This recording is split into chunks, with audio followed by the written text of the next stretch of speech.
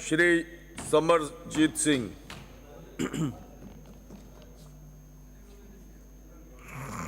सभापति महोदय, आज स्वास्थ्य विभाग की चर्चा पे आपने मुझे बोलने का अवसर दिया, इसलिए आभारी हूँ।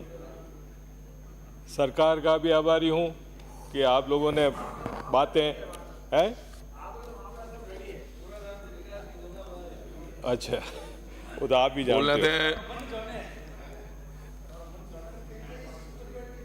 मैं निवेदन करना चाहूँगा कि बजट भाषण में सरकार ने 8.26% हेल्थ पे 27,660 करोड़ रुपए का आवंटन किया है। ये आवश्यक भी है, क्योंकि इंसान की मूलभूत आवश्यकताओं में से स्वास्थ्य सुविधाएं बहुत ज़रूरी है। और हिंदुस्तान एक डेवलपिंग कंट्री होने के बावजूद मुफ्त इलाज, मुफ्त दवाएं इस तरह का प्रयास करती है। हम अगर तुलना करना जाएं अमेरिका में, जहाँ सब इलाज पैसे से होता है, और दूसरी तरफ कनाडा जाएं तो वहाँ सब मुफ्त में इलाज होता है। उसके बावजूद हिंदुस्तान की सरकारें, चाहे इनकी रही हो चाहे हमारी रही हो, सबका प्रयास रहा है कि जनता की जो सुविधाएं हैं अस्पताल की, गरीब की, ज़रूरतमंद की, उसको सरकारी अस्पताल में हर तरह की सुविधाएं मिले, और उसके लिए हर सरकार ने प्रयास किया। अभी यहाँ बैठ के अगर हम कहें, अभी माननीय सदस्य ज्ञान की बातें कहें, ज्ञान तो हम सब बिखेरते ही रहते हैं सारे दिन, पर हर सरकार ने प्रयास किया। पिछली सरकार ने चिरंजीवी योजना दी, उस योजना के अंतर्गत लोगों के 25 लाख तक के इलाज फ्री हुए। हम गाँव में जाते थे, चुनाव के समय जाते थे, और हमें पता है कि लोगों को किस तरह से हार्ट के ऑपरेशन, नी रिप्लेसमेंट सब तरह के हुए। तो इसको हम गिनाए जितने कम हैं, आप मानोगे नहीं और हम कहने से चूकेंगे नहीं, पर इलाज हुआ है। अब नाम आप भले बदल दें, इसमें कोई ऐतराज़ नहीं है। नाम आपने अच्छा दिया, माँ का नाम सुनते ही दिल भर आता है। मेरे ने तो अभी माँ को खोया, इसलिए समझ सकता हूँ। पर योजनाएं चालू रहनी चाहिए, सुविधाएं लोगों की चालू रहनी चाहिए, यही मेरा तो आपसे निवेदन है। और मैं उम्मीद करता हूँ कि आम आदमी की, गरीब की, क्योंकि पिछले सालों में मैंने देखा है डायलिसिस जैसी सुविधा जो सरकारी अस्पतालों में नहीं है। आज भी भिनमाल के सरकारी अस्पताल में अभी 10 दिन पहले ही उद्घाटन हुआ, 2 डायलिसिस मशीन आई है। हम जाते थे प्राइवेट अस्पताल में, जहाँ चिरंजीव की वजह से योजना, भिनमाल में नार हॉस्पिटल है, वहाँ पे 10 डायलिसिस यूनिट लगी हुई थी, और मेरी माँ बीमार थी, मैंने आईसीयू में भर्ती था। मैंने देखा है कि लोगों को बहुत बड़ा फायदा होता था। तो इस तरह की ये डायलिसिस मशीन सरकारी अस्पतालों में भी लगाई जाए, ताकि आज डायबिटीज़ का रोग सबसे बड़ा रोग है, इसमें सबसे ज़्यादा सुविधा मिले। आपने भिनमाल में उप जिला अस्पताल की घोषणा की, इसके लिए मैं सरकार का आभारी हूँ। पिछले बजट में हमारी सरकार ने 75 से 100 बेड किया था, आपने जिला उप अस्पताल किया, ठीक है, धन्यवाद। पर जब तक वहाँ पे स्पेशलिस्ट डॉक्टर नहीं रहेंगे, तब तक हमारी सुविधाएं अधूरी है। आज भी अभी हमारी बहन बोल रही थी गायनेकोलॉजिस्ट के बारे में, पेडियाट्रिक्स के बारे में।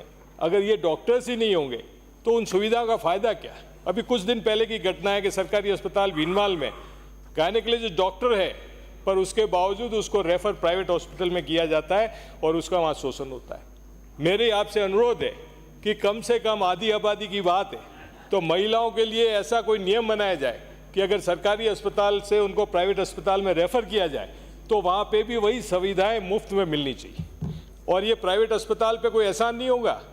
ये जितने प्राइवेट अस्पताल हैं, ये सरकारी ज़मीनें अलॉट करा के बने हुए हैं, और अगर हम उन्हें पाबंद करते हैं कि इन सरकारी ज़मीन का जो फ़ायदा उन्होंने लिया है, और उसके बदले जनता को अगर वो सुविधाएं उपलब्ध कराए, तो किसी पे एहसान नहीं है।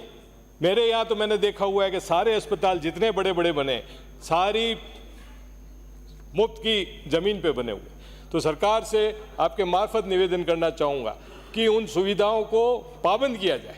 हमारे यहाँ तो गुजरात जाना पड़ता था, गुजरात में सारा माइग्रेट होता था अस्पतालों के चक्कर में। आपकी सुविधाएं, हमारी आपकी सबकी सुविधाओं से अब माइग्रेशन रुका है। अब हम थोड़ा सा इन प्राइवेट अस्पतालों को अगर चेक कर लें, तो बहुत बड़ा फ़ायदा आम जनता को होगा। ये मेरी आपसे अनुरोध है। इसके अलावा एम्स में भी है, जोधपुर में एम्स हॉस्पिटल है, पर उसके अंदर भी जब रेफरेंस होता है, लोग गाँव से जब वहाँ जाते हैं तो उनको बड़ी तकलीफ होती है। इसके लिए भी आपकी तो डबल इंजन की सरकार है, आप लोग उसकी सुविधा को अच्छा बनाएं। तो फायदा होगा। गुजरात भी आपकी सरकार है, ऊपर भी है, तो गुजरात में भी जो जाते हैं मरीज, सचेतक जी विराजे हैं, अपनी तो एक ही समस्या है सबसे बड़ी। अगर वहाँ पे भी हम हॉस्पिटलों से, सिविल हॉस्पिटल से, अन्य अस्पतालों से कोई लाइजन करके इस तरह की सुविधा करें कि हमारे लोगों को जो ये मूलभूत चिकित्सा की सुविधा है वो उपलब्ध हो सके। एम्बुलेंसेस सारी बेकार पड़ी है, जरूरत के समय किसी के काम नहीं आती, इसकी तरफ भी देखा जाए। मेरा निवेदन है कि हर विधानसभा क्षेत्र में एक आईसीयू मेडिकल वैन होनी चाहिए, क्योंकि सबसे बड़ी तकलीफ तो जिस समय हार्ट अटैक आता है या कोई प्रॉब्लम आती है, तो उसको अगर प्राथमिक चिकित्सा मिल जाए तो आपको सबसे बड़ा फायदा होगा।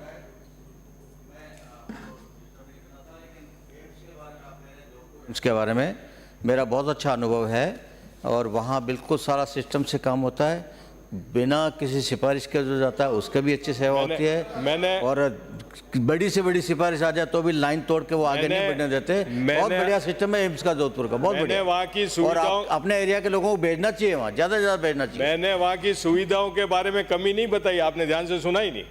मैंने ये कहा कि गरीब आदमी का वहाँ शिफ्टिंग अच्छी तरह आसानी से हो जाए, क्योंकि आपको भी पता है कि एम्स में कितना भीड़ भड़का है, उसके अंदर इजी मूवमेंट हो जाए, वो हमारे लिए सुनिश्चित करना जरूरी है।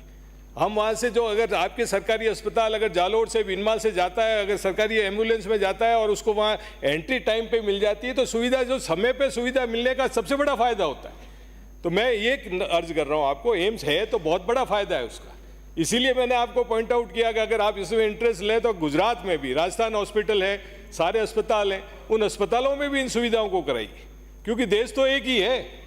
हम जब सुविधाएं नहीं दे सकते, मरीज कोई इंतजार तो करेगा नहीं कि भीनमाल में सुविधा मिलेगी तो करेगा, वो तो जाएगा बाहर की तरफ। हम उसे रिलीफ कैसे दे सकते हैं? आज प्राइवेट अस्पतालों के ये हाल है कि आपको सबसे पहले पूछते ही, पहुंचते ही ये पूछा जाता है कि मेडिकल पॉलिसी है या नहीं। ये तो सब हम जानते हैं, दुकानें बन चुकी है अगर मैं यहाँ खड़ा होकर कहूँ। तो इसके लिए भी सरकार को चाहिए कि अगर जनता को हम कैसे रिलीफ दिखला सकते हैं। अन्य स्टेटों में भी हायर जगह जाने के हर कोई प्रयास करेगा, तो मैं उम्मीद करता हूं कि इस पे भी ध्यान जाएगा। आईसीयू का मंत्री जी अभी पधारे, तो ये भी कहना चाहूँगा, मेडिकल कॉलेज जालोर पिछली सरकार ने स्वीकृत किया, मैं उम्मीद करता हूं कि आप इसमें स्पीडी करके इसको टाइम पे करेंगे। एक नर्सिंग कॉलेज की ज़रूरत है जालोर ज़िले में, मेडिकल कॉलेज तो आपने जालोर दे दिया, भिनमाल में जो पूरे ज़िले का जालोर सांचौर का सेंटर है, नर्सिंग कॉलेज हो तो लोगों के लिए उसमें भी फायदा होगा। एक मेरा सुझाव, मेडिकल कॉलेज मिल जाएगा। अब वो आपकी सरकार आ गई, जिला बनाओ, जो बनाओ बना दो, हम तो खुश हैं, आपका समर्थन करेंगे इस बात पे।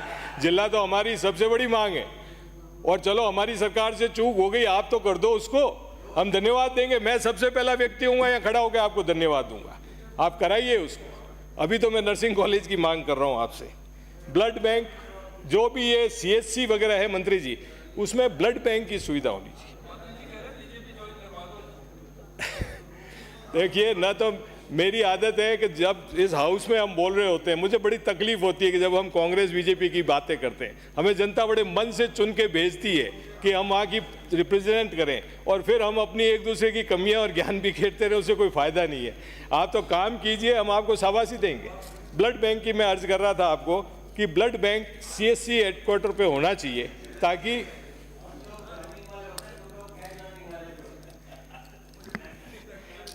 तो आप लोगों को ब्लड बैंक की सुविधा SDM हेडक्वार्टर पे होनी चाहिए।